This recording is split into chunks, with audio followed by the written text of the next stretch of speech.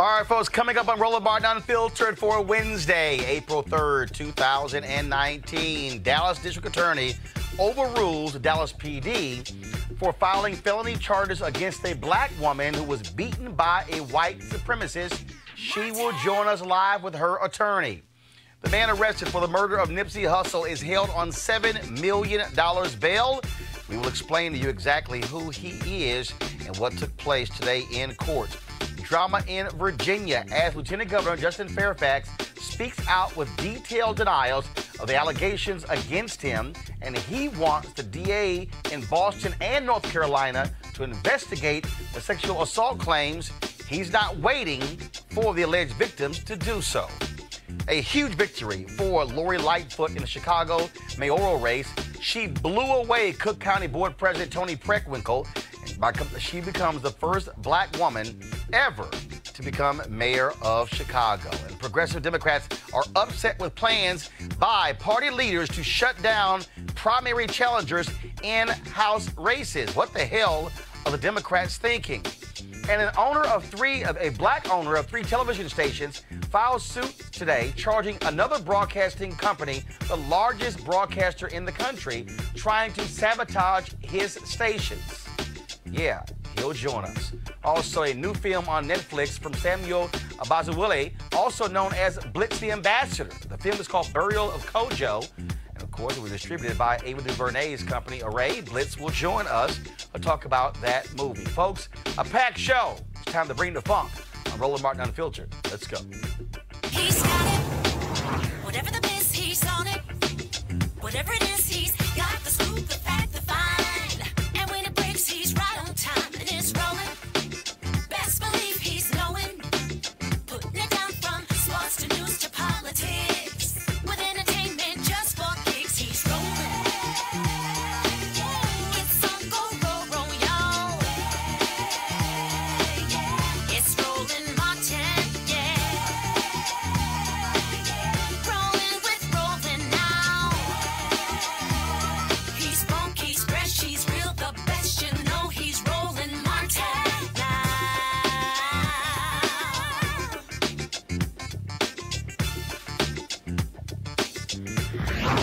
Martin. All right, folks, on yesterday, Dallas Police Department filed felony charges against the black woman who was beaten by a white supremacist in Dallas. You might remember the video. We're warning you right now, it is traumatic video, and this is the video, again, of LaJanique Lee. I hope I pronounced that correctly. She's being beaten by Andrew Sheffield, folks. He was initially charged with misdemeanor charges, but because of the public outcry, look how he's just literally beating her, pummeling her. He was charged with a felony. Well, the Dallas District Attorney, the Dallas Police Department filed felony charges because they say she caused damage to his vehicle after this took place. They say some $3,000 in damage. Late last night, I got a notice from the Dallas District Attorney's office, an email stating they were aware of the charges and they would address it today. Well, they did. They dropped the charges. Joining us right now is Miss Lee and her attorney, Lee Merritt. First off, Miss Lee, hope I pronounce your name, please, the first name? LaDejanique, sorry. So I'm going to ask you first. First off, were you shocked to see Dallas Police Department file charges against you when you were the one who was pummeled, beaten by this white supremacist? I was very shocked. And when it happened, I mean, what, they said that you, damaged his car window or something along those lines? Yeah. When you, that night the event took place, what was crazy to me was that when he gets released after filing misdemeanor charges, you were still being treated in the hospital. Yes. And with this particular event that night that happened, can you explain to us, again, what took place? I mean, how did that even happen where all of a sudden you encounter him and then he just starts wailing away, beating on you? Hey, Roland, the district attorney, who hasn't had a chance to interview her yet, has asked that she refrain from sort of reciting the facts. She can talk about how she feels about the incident and, her physical condition, but she's not going to walk all the way through the facts, okay? So, but what we were told is that there was an encounter over a parking spot. He gets upset with her, and then he decides to, when she confronts him, he pulls a gun out in the encounter while she is trying to call cops, and that's when he starts beating her. Yeah, and that's exactly it. And that's the part that's not caught on tape is that she let a friend out of the car who was staying in a hotel across the street. The friend who had a few drinks took a while to get out of the car, and so she waited. And Sheffield waited until she was alone, until the friend was then into the hotel room, then suddenly approached her and told her that she was facing the wrong way down a one-way street. He actually obstructed her path and refused to move out of the way. When she drove around him, he followed her to the parking lot. And that's when someone noticed him berating her with racial slurs and profanity. It was the hotel clerk across the street, and he began recording. And the rest is what's caught on that video. So one, Dallas DA dropped the charges. Have they talked to you? Have they talked to you, Ms. Lee, to apologize for charges being filed? I mean, people were shocked and stunned if they're coming after you when this is white supremacists who was the one beating the hell out of you. They haven't. No, they haven't. I was shocked myself, but they haven't came to apologize. In fact, Police Chief Renee Hall, since she learned that the DA's office threw out the charges, she doubled down and said she felt she did the right thing, which is really... I'm sorry, you're saying... Let me hold on. You're saying that the black police chief in Dallas believes that her officers did the right thing filing felony charges against Ms. Lee when initially the white supremacists had misdemeanor charges filed against him. That's right. And she defended the actions of the misdemeanor charges being filed against this man, despite him carrying a gun and despite the vicious assault that everyone is seeing now.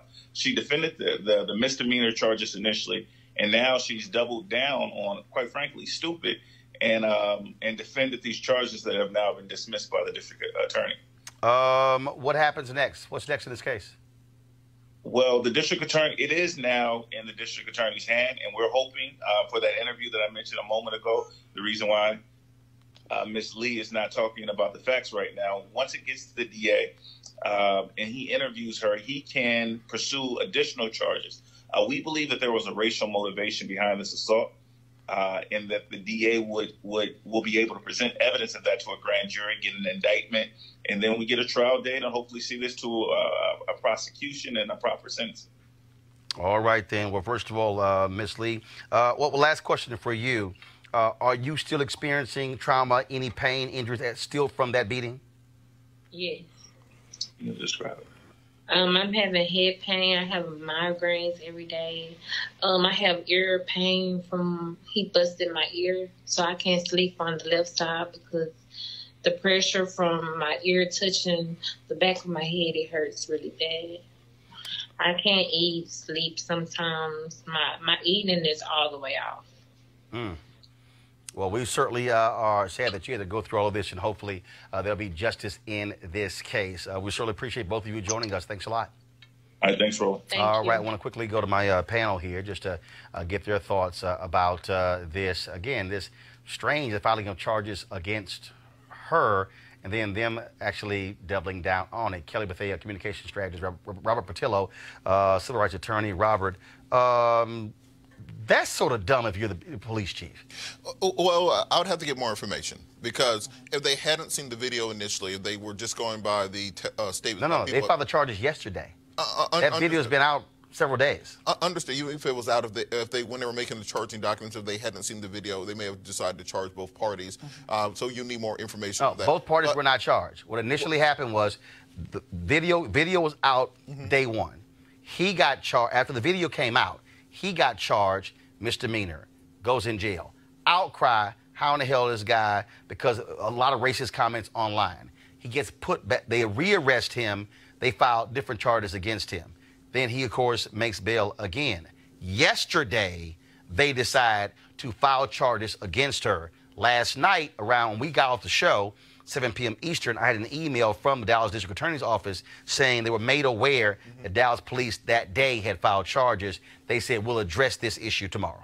Well, this is part of the reason that we have two parts of our prosecutorial process. You have the police, which investigate and arrest, and then the district attorney's office that has prosecutorial discretion as to whether or not they're going to pursue charges against the individual. I think the more salient point is that this sounds like it fits perfectly into the 2010 expansion of hate crime laws, and this should be pursued by the federal government. If somebody's making racial slurs while attacking somebody because of their perceived racial or gender identity, that falls clearly within the hate crime statute. And even we've seen the Dallas, both police department and district attorney's office have issues on racial issues, everything from Botham Jean to the Dallas shootings from several years ago. So this may be something that should go in their federal purview. Of course, Kelly, we also there's a new black district attorney in Dallas, John Kojo, who beat the previous black female DA. Just your thoughts on this? I just think it's disgusting how black women are treated in this country, much less Dallas, Texas. Specifically regarding the hate crime aspect of this, I agree with panelists here regarding just the steps needed to be taken in order for this to actually get to a hate crime status regarding charges. My thoughts immediately go to what happened in Maryland recently within the past 2 years, the case of Richard Collins III. Yep. That was another case in which a white guy out of nowhere just stabs someone from my alma mater and kills him 2 days before graduation. And recently, Maryland just said that that is not. Yeah, no hate crime charges. There's no hate crime charges. So my concern with the new laws coming out regarding what constitutes a hate crime, do you have to say before you kill somebody or before you hit somebody, hey, you, black person, I don't like you, therefore I will stab you. It's never going to be that explicit. So who exactly is this law going to protect? All right, let's go to Los Angeles, folks, where the man charged with the murder of Nipsey Hussle is being held on $7 million bail. That man, his name is Eric Holder. He's a rapper who goes by the name of Fly Mac. He sang body bags, 38 gun blasts, and bloody homicides in his songs. TMZ reports that Holder kicked Hussle in the head after he shot him. TMZ also reports that Hussle was alone at his shop because he went there on the spur of the moment without security to get some new clothes for a friend who just got out of prison after 20 years. But remember, Hussle was shot and killed. 2 other people were also wounded as a result of that. And so that's the latest in that particular case.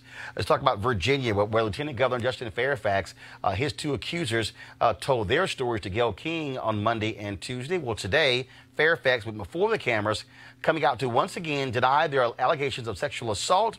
This time, he did so point by point. Here's a video. While Dr. Tyson has stated definitively that she met, interacted, and had a conversation with me in Boston on July 26, 2004, the first day of the convention. In fact, Senator Edwards and I were not in Boston on that date. We did not arrive to Boston from North Carolina until the following day. After I arrived, I met Dr. Tyson in passing. She was a volunteer at the convention. As young adults and students, we spent time together talking. I invited her to my hotel room where we engaged in completely consensual activity. I have heard Dr. Tyson say that I held her neck and physically forced her to engage in sexual contact. That is simply not true. What she alleges never happened. At no time did I force any contact. And she's also said that she was visibly upset and crying. That also is not true. At no time was she crying, or did she express any concern, reluctance, or discomfort. Her demeanor never changed throughout the entire encounter. We engaged in friendly banter after leaving the room. Dr. Tyson has said that after our encounter, we had no further contact. That too is not true. In fact, she reached out to me more than once after the convention had ended, and we spoke several times in the weeks after the convention. In fact, at one point, Dr. Tyson left me a message asking me if she could visit me in New York City, where I had returned to school at Columbia Law School, and even invited me to meet her mother. I did not respond, and our relationship did not continue. Through it all, I had no reason to believe that she felt that our interaction in Boston was anything other than 100% consensual. As regards Ms. Watson, I knew Meredith Watson when we were both in college at Duke University. We had many mutual friends and saw each other often. While she and I had never previously had a physical or romantic relationship, we were friendly with each other. On one occasion late in my senior year, in the year 2000, she initiated a consensual encounter with me. I did not rape or sexually assault Meredith Watson. I did not lock the door. I did not turn out the lights. I did not hold her down or use any physical force whatsoever.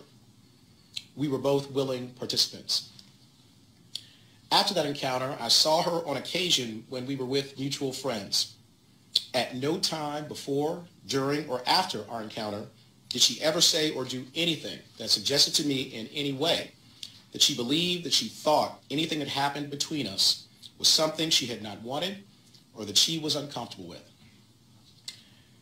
Ms. Watson has alleged that we later had a conversation about the encounter where I supposedly raised the fact that she had previously accused a Duke basketball player of raping her, and therefore I thought she would, quote unquote, be too afraid to report another assault. No version of that conversation ever occurred. Now, folks, also in the news conference, Fairfax made it clear that he also took 2 lie detector tests and passed both of them. Of course, his statement was a lot longer than that. Now, check this out. Go to my iPad, please. He also said this, quote, "At my direction, my attorney has contacted the district attorney's office in Boston, Massachusetts, and the district attorney's office in Durham, North Carolina. Each would have jurisdiction over these alleged crimes. My attorney has asked each office to launch an investigation of these allegations if they have not already done so." Now, what has been going on, of course, is in that interview, Tyson said she would be willing to speak before a process, a legislative process in Virginia. This is a statement that was released today by the lawyer for Dr. Vanessa Tyson. This is what they released. Since their allegations became public in February 2019, Dr. Vanessa Tyson and Meredith Watson have made clear they believe the people of Virginia deserve to hear about the sexual assault and trauma they experienced at the hands of Lieutenant Governor Justin Fairfax. They have asked the members of Virginia's legislature to come together to determine a process that will provide due process to all parties while allowing the people of Virginia to judge for themselves whether Lieutenant Governor Fairfax deserves to hold his position of trust and power. Given the General Assembly's inaction, Dr. Tyson decided to appear and answer questions about the incident in a national television interview. Today, Lieutenant Governor Fairfax made a public statement to members of the media in which he responded in a piecemeal fashion to the accounts of both women. He insists that he is fit to serve as Virginia's lieutenant governor unless he is convicted of criminal court. However, a politician's fitness for office is wholly independent of the workings of the criminal justice system.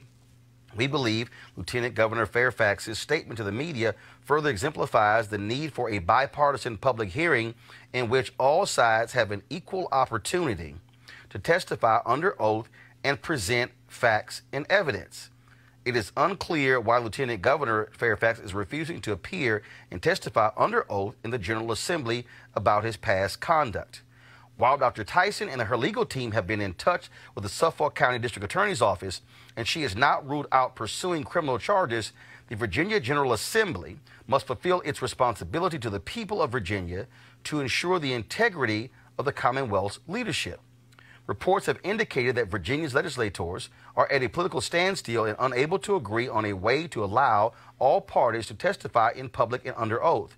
Sexual assault is not a partisan issue. The failure of the Virginia legislature to provide all sides the opportunity to be heard sends a devastating message to sexual assault survivors in the Commonwealth that their state representatives will silence them in order to gain political advantage. We hope that the General Assembly and Lieutenant Governor Fairfax will agree to hold an open, fair hearing where all parties can come forward to provide information about this serious matter. Now, let me break this thing down. I want to break this statement down and also deal with his statements. Also joining us is Dr. Jason Nichols, lecturer for the Department of African American Studies, University of Maryland. So I'm going to start from the bottom up, because here's what I found to be quite interesting as I read this. First, this statement says The failure of the Virginia legislature to provide all sides the opportunity to be heard sends a devastating message to sexual assault survivors in the Commonwealth. First of all, neither one of them are from Virginia. One took place in Boston, one took place in North Carolina. They say in here that Fairfax addressed his piecemeal. That's actually not what happened. But I'm still trying to understand here. This is the statement from the lawyer for Vanessa Tyson, okay, Deborah Katz. She's trying to push the Virginia legislature to hear this out, Kelly, but they don't want to file a complaint in the legal. Fairfax basically said, wait a minute, I'm being accused of forcing someone to have oral sex in Boston and raping somebody in North Carolina. He said, fine, since y'all doing this, I'm going to call the DA. Mm-hmm. I'm still sort of stuck on this, that the lawyer for the women don't want a legal investigation. They want a political discussion. And they even said in here to allow facts and evidence to be presented. Hold on, go back. We believe Lieutenant Governor Fairfax's statement to the media further exemplifies the need for a bipartisan public hearing in which all sides have an equal opportunity to testify under oath and present facts and evidence. Kelly, why wouldn't you present facts and evidence to the district attorney who prosecutes? My question is, are there really facts and evidence at all when it hasn't been to court yet? That's the nuance here that I'm not understanding. This is a very peculiar situation. I've never seen anything like this. And like you said, the fact that Fairfax is actually saying, hey, I actually want this to be prosecuted in court, real court, so that he can be legally cleared of this, I think it sounds like they want him tarnished on a political end and not actually prosecuted, because maybe they don't have a strong enough case for actual prosecution, but maybe just enough in the court of public opinion to actually do some damage to his reputation. I am not one to say that I don't believe a rape victim. I'm not saying that whatsoever. I'm saying that this is strange, period. Robert, you're a lawyer. How are you looking at Well, yes. you know, I've always been on the record, believe women. It's time for us to listen to women. Absolutely. It's time for us to give these women a voice and to be Hello, heard. you say, what you say on the record? You say on the record to listen to women and believe, or listen and then see what happens? Listen, investigate, and give them credibility, because too often in the past it was dismissed offhand. Right. And that's what prevented women from coming forward with these allegations. In this particular case, the statute of limitation in Massachusetts for sexual assault and rape is 16 years. That'll be in 2003. This is still within the statute of limitations. Right. If they wanted to file criminal charges in Boston, they could do exactly that. And in fact, the Suffolk County DA, who was a black woman, she came out in February and said, if a complaint is filed, I will investigate. In mid-February, Tyson's attorney said they were going to meet with the DA. They've yet to do so. But it's interesting that they would release this statement demanding a legislative hearing to present facts and evidence, but not file a complaint. Well, I think the reason they chose that path is that it's unprovable in the court of law. You're never going to get to a beyond a reasonable doubt between what happened in a bedroom between two people with no physical evidence, no physical violence, no recordation thereafter. Most people don't take notes and keep a ledger of what happened after sex, and I think that's why they're not going to a district attorney. So now you got to ask the question. Again, reading that statement again, it sounds to me, reading that statement, they're saying we want court of public opinion. We don't actually want to file a legal complaint. We want the court of public opinion to determine whether or not he should go. Well, the issue is that they cannot prove this in a court of law. That there's because there's no DNA, no physical evidence, no witnesses, no letters, emails, text messages, social media posts, anything along those lines from 2004 that could prove this in a court of law that there was any incident that took place. The lawyer's position is to have this testimony go forward, much like in the Kavanaugh hearing, where there was no criminal charges filed, but they do want their story told in public. And she was the attorney for Christine Blasey Ford. Mm-hmm. Jason, what do you make of this? Because, and then especially, what do you make of Fairfax saying, okay, fine, y'all don't want, I'm going to tell the DA, launch an investigation? Well, I was thinking the exact same thing that was said, and that is that this is very difficult to prove without any serious evidence. It's been a long time. My question is, if this happened, would they have told a friend, told somebody, had witnesses that they could pull forward? And as far as the political damage, I feel like it's already been done. I would honestly, if I were Justin Fairfax's friend, family member, I would tell him to step down and perhaps do something else. Why? This has been, I'm sure trying for him, trying for his wife, trying for his family. But why would you say step down? His reputation has been tarnished. But I'll ask both of you as men. If you were accused of this and you were adamant you didn't do it, your name it's already there. Why wouldn't you fight?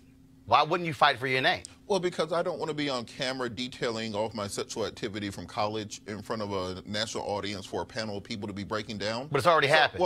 So what I would do is I would step down. I would then go through the process of clearing my name. I would take the polygraph test. I would go to the DA. I'd get all of my records together, showing that all the proof that I can, and present that to the court of public opinion, and then come back. Okay, I think it's impossible to properly govern while doing it. Where would you present it? Sit down with Gayle King like everybody else does. No, sit down with Oprah like everybody else. Kelly, here's why, to me, that doesn't fly. Because the moment he resigns, no discussion. Maybe not. I think if he resigns, it's okay. First of all, on their side, we got what we want. We're good. Mike Espy, when he went on trial, he had to resign as the Secretary of Agriculture under Bill Clinton. They said he accepted bribes, Super Bowl tickets, things along those lines. He had to resign. Went to trial. Was acquitted. First thing he said was, where do I go to get my name back? He said, where do I go to get my name back? He ran for United States Senator against, I forgot what her name is, in Mississippi.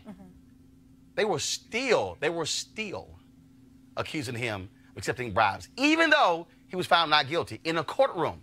Where do you go? And I understand that predicament, but at the same time, the situation in which you just described happened a while ago. We are now in a space and time, especially with social media, where you can kind of control your narrative a little bit more than just relying on the big networks. So when it comes to Fairfax, I think your example regarding Kavanaugh is even different from the Fairfax situation, because Kavanaugh... Which example? When you were saying how the lawyer... No, I was simply stating a fact. The lawyer for Tyson is the same lawyer for Christine Blasey Ford. I thought you were making... They have the same lawyer. Oh, okay. Well, even in that situation, Kavanaugh was trying to get the seat, as opposed to Fairfax, who is trying to keep his seat. So I think in that situation, it's a little bit different in that kind of hearing was a little bit more appropriate because she was trying to prevent him from getting a role as opposed to taking him out. Roland, and also, I'm going to read this here. This was a tweet that was sent out by Catherine Watson, who is the White House correspondent for CBSN. Justin Fairfax, and see, this is why, for my deal is, no, I'm going to stay here and fight. She said, Justin Fairfax is basically saying that women accusing him of sexual misconduct should stay in their place, quiet and out of the public eye. But this was the quote she used from him. I do not believe the national television appearances or legislative hearings are the right vehicles to get at the truth. That's not what he said. He didn't say stay in their place, stay quiet out of public eye. If I'm Fairfax, first of all, the governor of Virginia can only serve one term. He was going to be the favorite to be the gubernatorial nominee in Virginia. The reality is, you've already put it out there. You're accusing me of rape. You're accusing me of forcing you to have oral sex. In the public's eye, a resignation means I'm guilty. If my name has been so tarnished and I can't run for governor in 4 years, then damn that, I'm fighting. My deal is I'm not going anywhere. If someone accused me of something and I absolutely believe I did not do it, I'm not going anywhere. I'm going to fight for my name just where I am because I busted my butt too hard to get to where I am to then scurry off to go somewhere else. Now, I get folks say, hey, but at the end of the day, if you already tarnished my name, hell, I'm staying right here. I dig that, Roland, but at the same time, we saw I think your example of Mike Espy is a good one. Mike Espy went away, chilled for a minute, came back. No. He didn't go away and chill. That was a court trial. Right. Y'all just said you're likely not going to have a court trial. So if that's the case, that means a Fairfax can't go to a courtroom, and if I'm found not guilty, I can stand up and say the people said I wasn't found not guilty. But let's remember, Nate Parker was found not guilty, and then people, that torpedoed Birth of a Nation, when people said, yeah, although you were found not guilty, we still think you did it. So it's one of those things that people, it's just like if you settle a case. You know, you settle a case, folks still say, oh, yeah, you settled, but I think you're a pedophile. And so it's one of those things where I'm just saying, if that was me, and you accused me, and I didn't do it, oh, hell no, I ain't going nowhere. We going to fight. But, well, number one, not guilty does not mean innocent. R. Kelly got found not guilty. Precisely. Right. So that, which is my point. So what you just said is that even if you go through a trial and found not guilty, you will have people who are saying you still did it. And so if I quit, I'm basically giving you what you want. I ain't going to do it. Final comment before I go to my next story. I think for me, and the advice I would give a client is step down, clear your name, get all of your information, put it back into the court. But how do you clear your name? What's the process to clear your name? Look, while you're in office, you can't fight this and effectively govern. So there's nothing he can do effectively as lieutenant governor right now. Lieutenant governor ain't like you got great duties. Okay, you ain't got that many duties. Kelly, go ahead. I mean, you ain't got that many duties. Let's just be honest, okay? You don't know if Virginia. No, you don't. Okay. It's a part-time position. It's not even a full-time salary. Fair. He has 2 staffers. And that's fair. That ain't I got more than 2 staffers. You do. Because you have a full organization. I got 3 staffers in Chicago.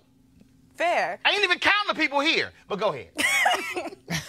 I agree with my panelists here in that I personally would step down because it really is a damned if you do, damned if you don't situation. But at the same time, the damned if you do, in that case being the situation in which you step down, again, you control the narrative a lot better and a lot freer than you having to be restricted by whatever the rules therein of, you know. What rules? Whatever Virginia has regarding press on behalf of the lieutenant governor. There are no rules. There are no rules. No, there are no rules. You can talk. You're not restricted from anything.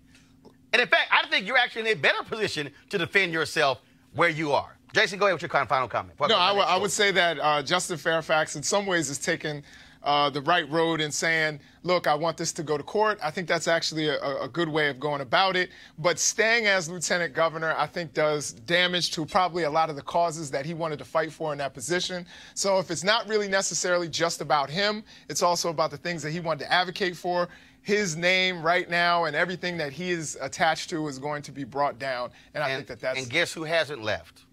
Governor the blackface governor and the blackface attorney general. Well, you know we already are held to a different standard. No, damn that. They need to go too. But if you look at the polling data in Virginia, that's not what the folks in Virginia are saying. So we'll see exactly what happens in Virginia. Oh, I'm just saying, you accuse me of something I ain't do it, we gonna fight until hell freezes over. Then we gonna fight on the ice. Going to a break. We'll be back in just a moment. Roland Martin Unfiltered. You want to check out Roland Martin Unfiltered? YouTube.com/Roland S. Martin. And subscribe to our YouTube channel. There's only one daily digital show out here that keeps it black and keep it real. It's Roland Martin Unfiltered. See that name right there? Roland Martin Unfiltered. Like, share, and subscribe to our YouTube channel. That's YouTube.com/Roland S. Martin. And don't forget to turn on your notifications so when we go live, you'll know it. Here we go. All right, folks, you have plenty of pictures in your home, but you've never seen anything like this before. Introducing EasyTiles, the world's first photo tiles made of sleek and ultra lightweight glass. EasyTiles makes it very simple. You use your exclusive app for iPhone and Android to upload as many photos as you like. Then they print them on tempered glass. Now, your order arrives on your doorstep in a few days. And that's when the real fun begins, because with EasyTiles, you'll transform your living space with a gallery wall that will amaze each and every guest. EasyTiles are even simple to hang, no hammer and no nails. Even Robert could do it. And because they're mounted on small risers, they appear to float on your wall. Easy to order, easy to hang, and guaranteed for life. Now you can save 30% on any size order, plus get free shipping on orders of 4 or more. Just download the free EasyTiles app at EasyTiles.com and turn your best memories into beautiful glass wall art. Plus, save big now with this special offer. That's EasyTiles.com, EasyTiles.com. Hey fam, want to check out Roland Unfiltered, the blackest show on all of digital, cable, and broadcast. Check out our audio podcast. There's only one daily digital show out here that keeps it black and keep it real. It's Roland Martin Unfiltered. Press play.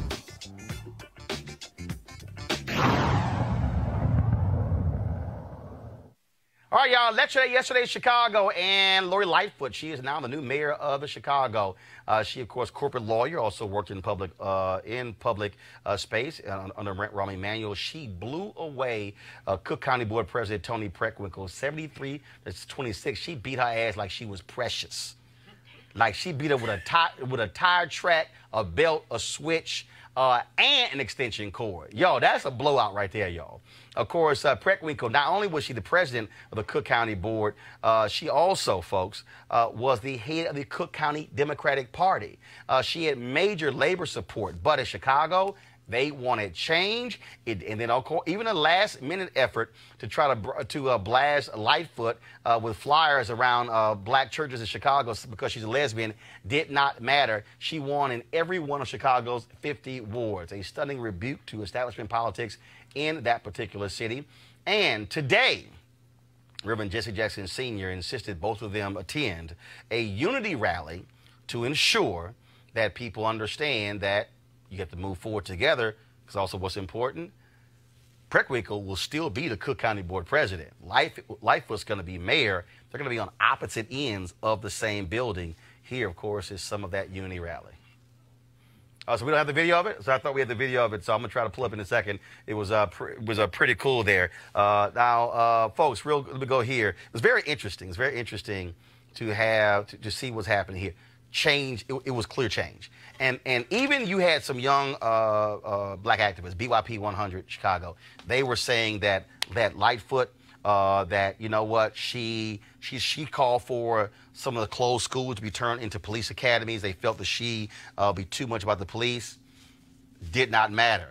To have that wide of a margin says a whole lot about how people felt in the city, even though 65% of the city's 1.6 million registered voters did not vote. Well, that's the point I was going to make. I lived in Chicago, went to law school in Chicago, Kent College of Law, lived right there in Hyde Park.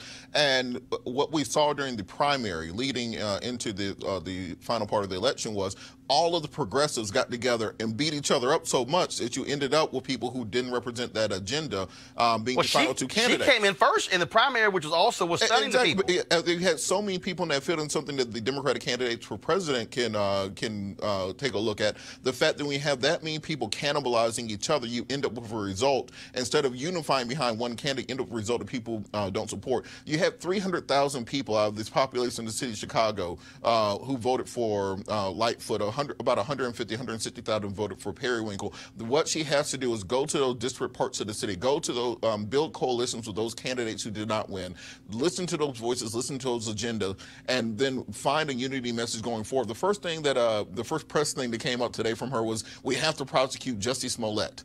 Like, no, get out there in the streets, find out the things people care about. Right, understand the things that ain't the first thing. 3,000 people got shot in Chicago last year, and you talking about Jussie Smollett. Right, I'm just saying that ain't a winning one.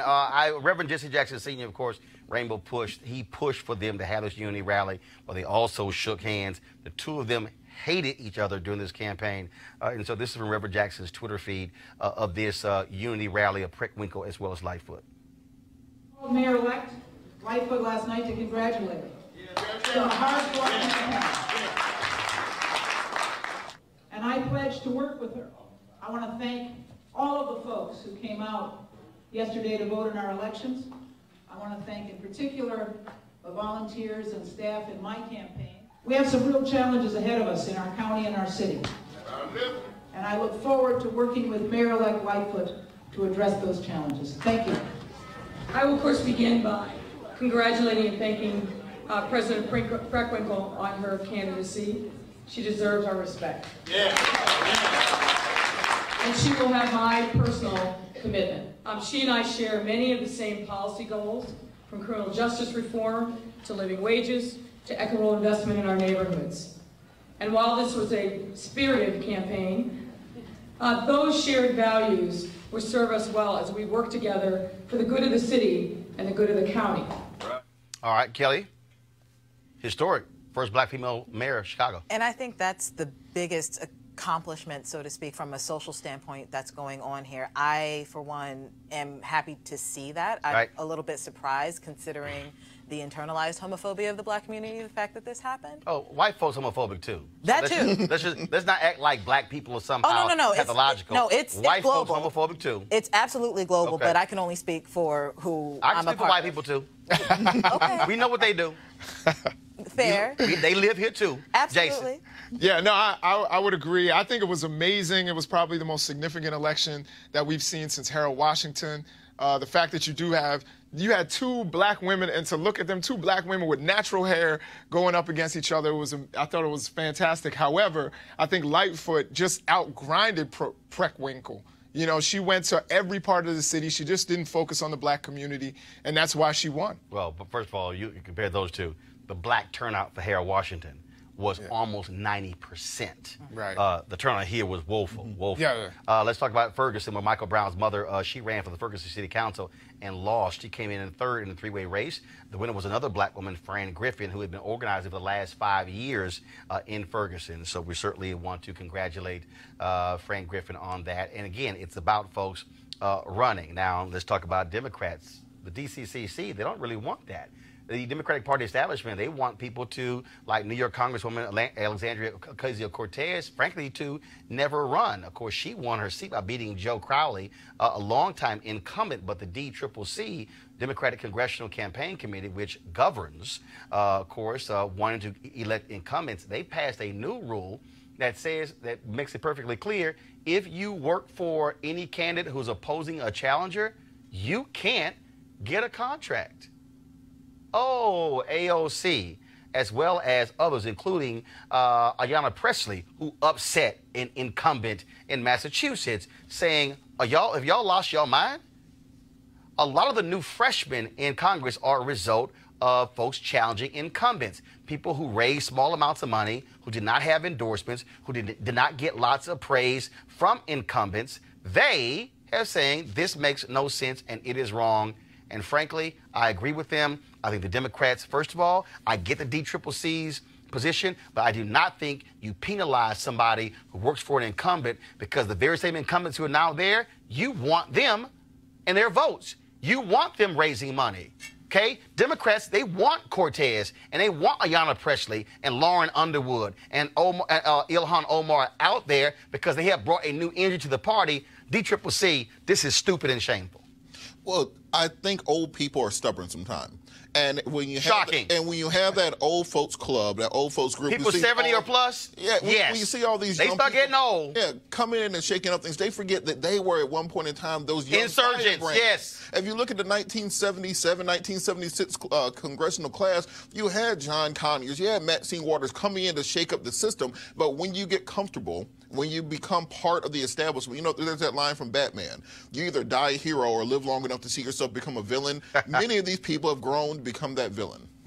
I think that is one of those situations where, especially with the DCCC, what they're doing is becoming almost dangerously close to kind of this old white man club by doing something like this. Because who's coming up? People of color, women, LGBT community, and the like. Everybody who's considered a minority. Those are the people who are, fighting after these seats. And it's because of people like AOC, Ayanna Pressley, Ilhan Omar, that they feel encouraged to do so. So now you're in a situation where you can't do that. Yeah, I would agree. And I would say that, just kind of what was alluded to earlier was I think it's also old black folks. It's not just old white folks. People just out of their cold, dead hands. First of all, anybody. If you in office, you ain't trying to you ain't trying to lose power. And so that's what this is. Their job is to protect incumbents and seats.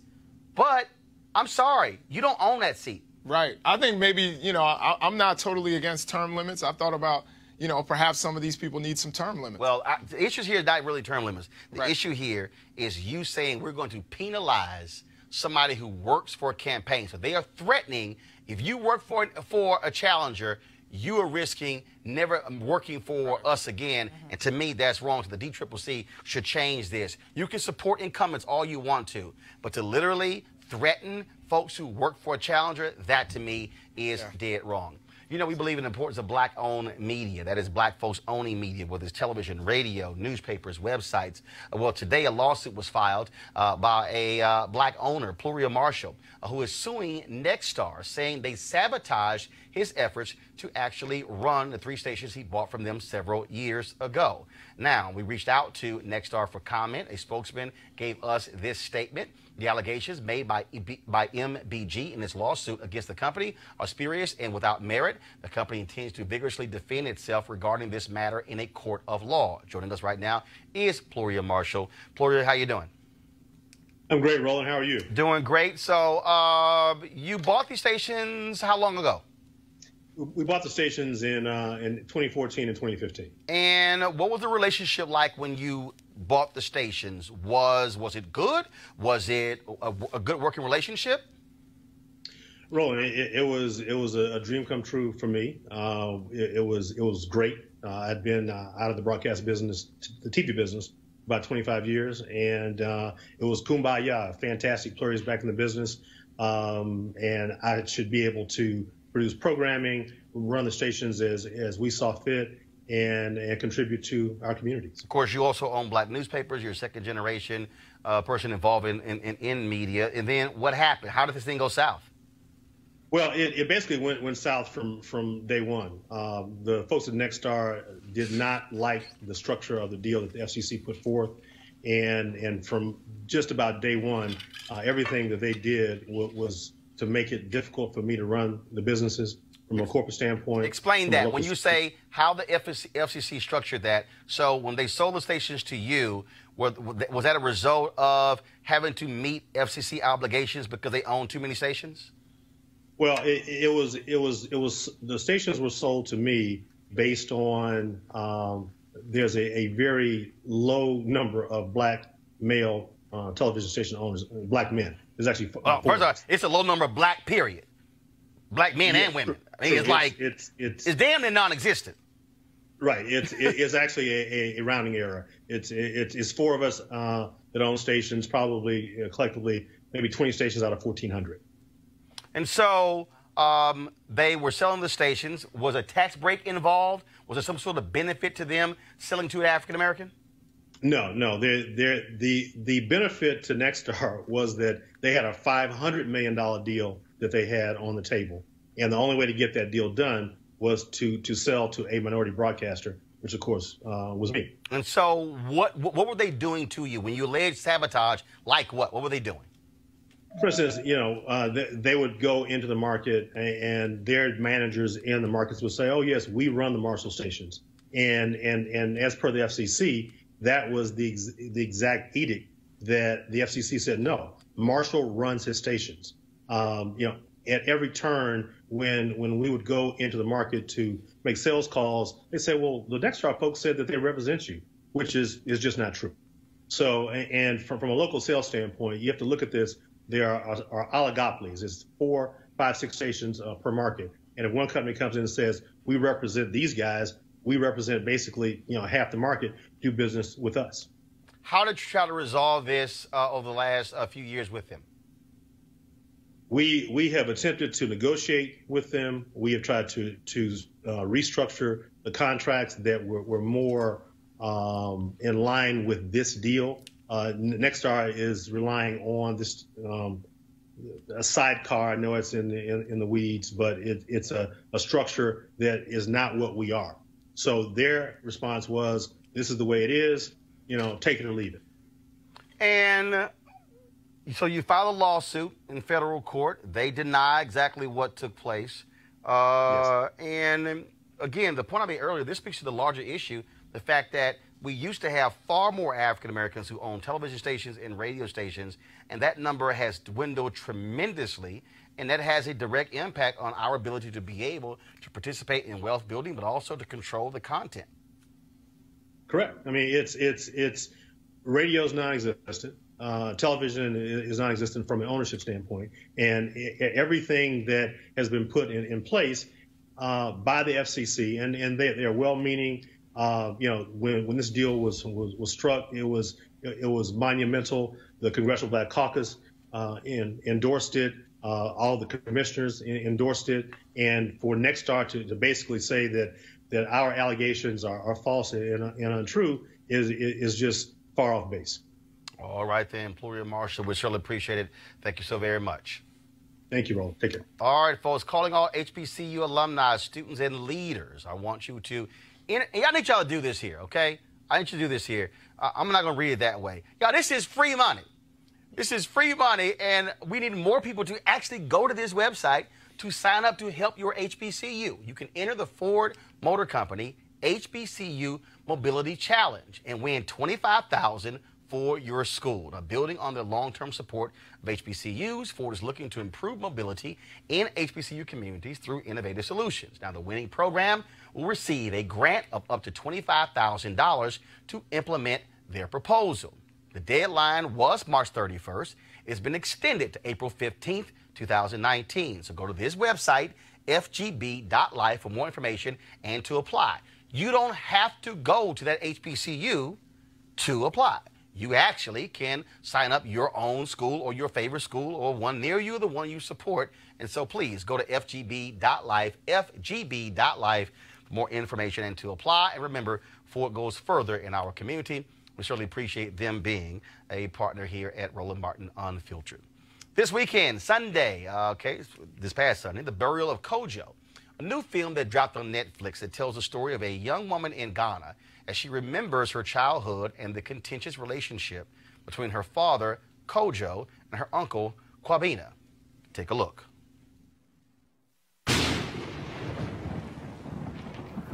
The story of my childhood is a strange one. So strange that most people find it impossible to believe.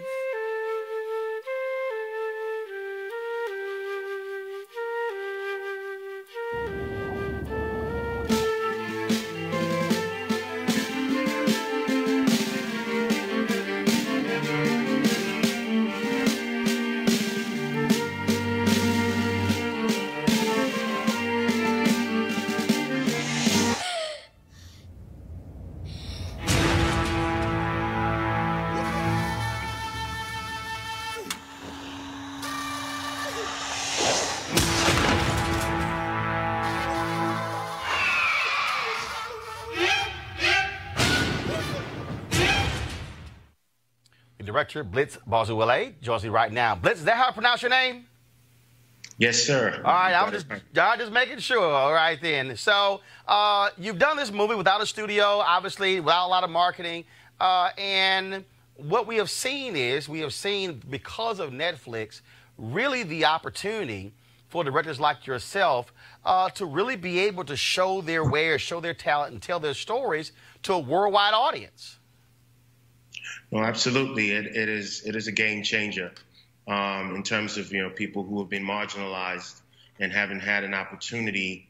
The studios really controlled everything that, got distributed for a very long time. And so especially work that were either from the continent or foreign films, as they'll call it, never really stood a chance. Obviously, with Netflix, it's become a lot more democratized. And obviously, with someone like Ava DuVernay, who is in there blocking for us, it also makes it an amazing opportunity. We have seen an increasing number of stories coming out of the continent of Africa. Now, obviously, last year with Black Panther, folks making $1 billion worldwide, telling the story of this fictitious African country. The thing that I still think is important is that it was, as the sister Dana, who played in Black Panther, said at the Image Awards this weekend, she said it was the African diaspora that made Black Panther so well. And so, but with 2/3 of the world being people of color, you have the ability to really tell your story and to be able to generate attention and tell more of these stories. Yes, absolutely. And I think the key thing that's changing is our access to technology, which I think for a very long time was a huge barrier to entry. Yeah, you can have a good story, but if you didn't have the access to create the work, you stood no chance. Now, things have changed drastically in terms of access to the cameras that are necessary, but also the technical know-how. And I think that has inevitably evened the playing field. Now, as it concerns, our global diaspora being supporters of the work, I think for me, I know that the barrel of Kojo's success is hinged on the diaspora. We took the film to Brazil, which is, the largest Black population outside of the continent in terms of countrywide. And the response that was amazing. And, of course, we routed it through the U.S., and that has enabled us beam it across the world. And I think that's one very key difference between then and now. Jason. So, Blitz, congratulations on the film. It looks amazing. I can't wait to go home and watch it. Now, you're blazing new territory. Who were your influences to get into film? So, there are a few legends back on the continent, some of whom are in the diaspora as well. So, Haile Gerima, who is a phenomenal filmmaker from Ethiopia, Absolutely. But he's a Howard professor, is one of my huge influences. Spike Lee, Spike is who taught us that, you can have an inward gaze and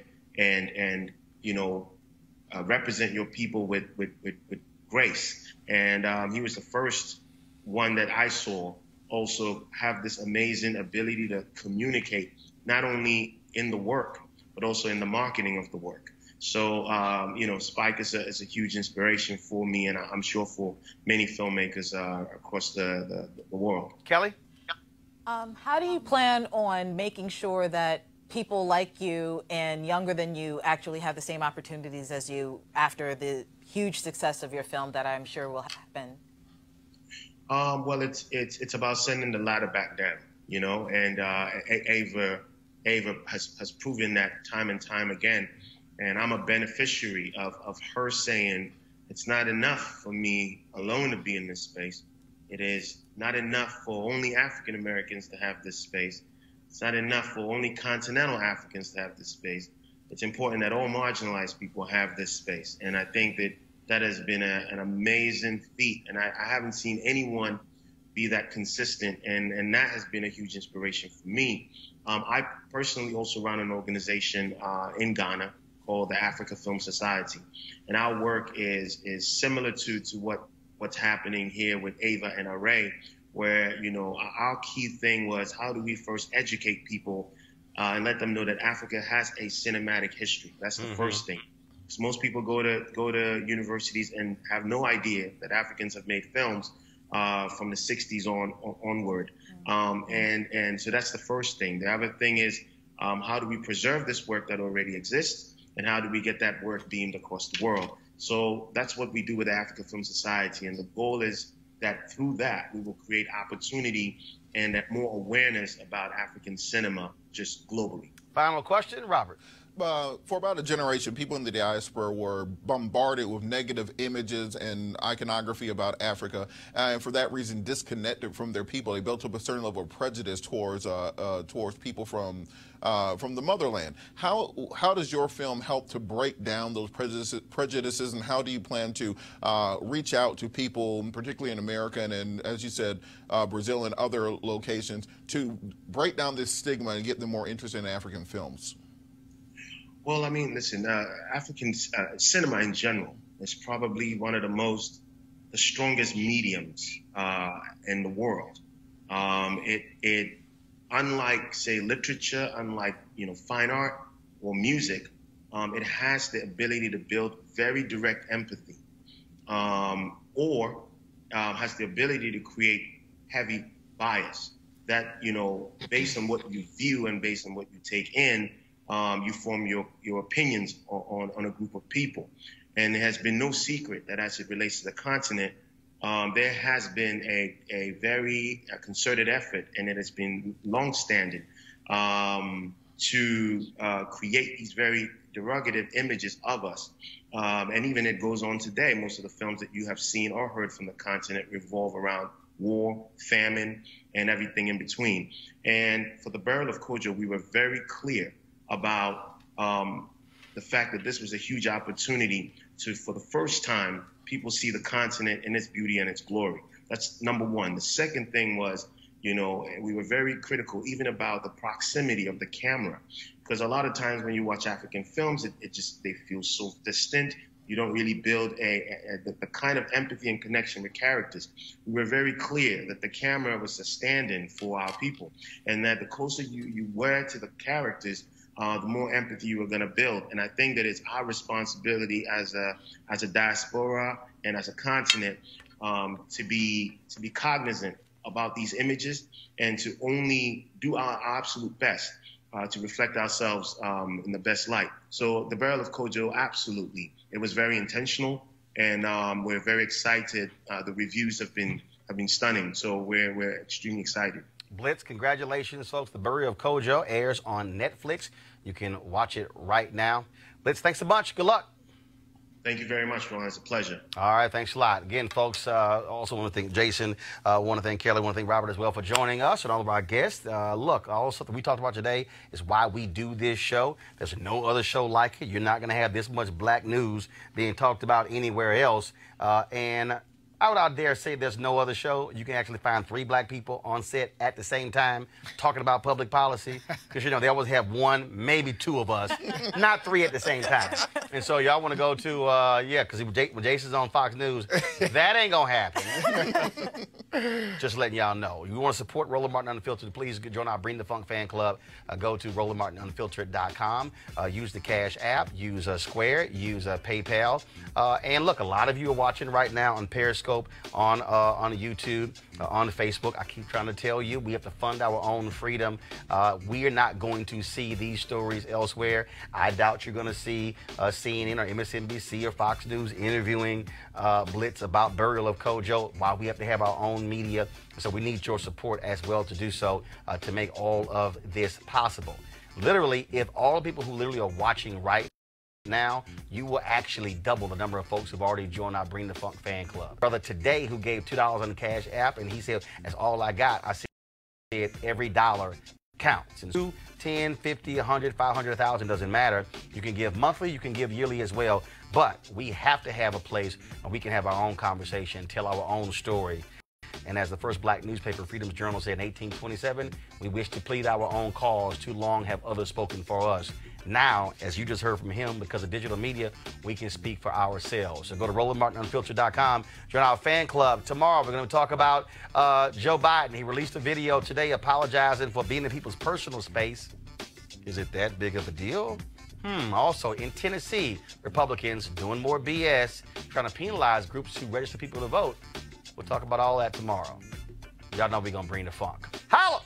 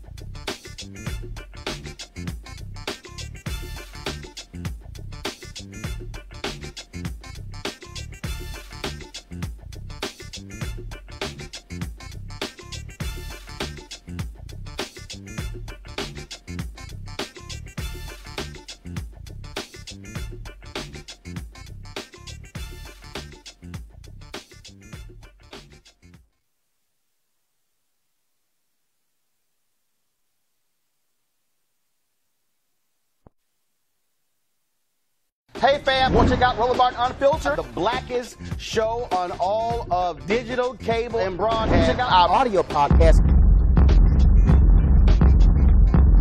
There's only one daily digital show out here that keeps it black and keep it real. It's Roland Martin Unfiltered. Press play. You want to check out Roland Martin Unfiltered? YouTube.com/Roland S. Martin. And subscribe to our YouTube channel. There's only one daily digital show out here that keeps it black and keep it real. It's Roland Martin Unfiltered. See that name right there? Roland Martin Unfiltered. Like, share, and subscribe to our YouTube channel. That's YouTube.com/Roland S. Martin. And don't forget to turn on your notifications so when we go live, you'll know it. You want to support Roland Martin Unfiltered? Be sure to join our Bring the Funk fan club. Every dollar that you give to us supports our daily digital show. There's only one daily digital show out here that keeps it black and keep it real. It's Roland Martin Unfiltered. Support the Roland Martin Unfiltered daily digital show by going to RolandMartinUnfiltered.com. Our goal is to get 20,000 of our fans contributing $50 each for the whole year. You can make this possible. RolandMartinUnfiltered.com.